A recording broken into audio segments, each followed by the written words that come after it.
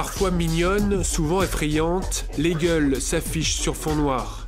Voici Alphonse, le plus fidèle ami du ministre de la Culture Frédéric Mitterrand. À ses côtés, Moudjik Saint-Laurent ou encore Loupi Auteuil. Le chien médaillé Auteuil m'a posé un petit souci, en sens qu'il n'a pas reconnu son chien. Ce que j'ai fini par comprendre, c'est pas qu'il n'a pas reconnu son chien, c'est qu'il ne s'est pas reconnu dans son chien. Je pense que le chien lui ressemble beaucoup.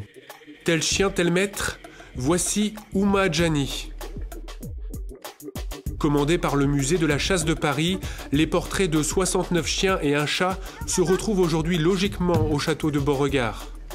Directement inspirée par la célèbre galerie des portraits de l'ancien relais de chasse, la collection côtoie les 327 people historiques. Nos amis à poil n'ont aucun complexe. Choquant. Est-ce que c'est beaucoup de présenter ces chiens dans un tel cadre?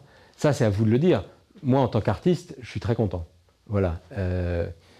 Donner de l'importance à ces chiens avec une telle exposition, sûrement, mais on sait très bien que dans la vie des Français et de beaucoup de gens, les chiens ont une telle place que je trouve que c'est tout à fait justifié. Photographe depuis 15 ans, Antoine Schneck a longtemps œuvré pour la presse spécialisée.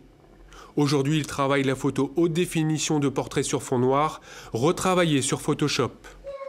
J'aime bien dire que je retravaille les photos et non pas que je retouche les photos, parce que le mot retouche est devenu synonyme de transformation, de faux. J'essaie d'enlever tout ce qui gênerait la lecture de ce visage. Donc pas de décor, pas de lumière signifiant qui raconterait une histoire.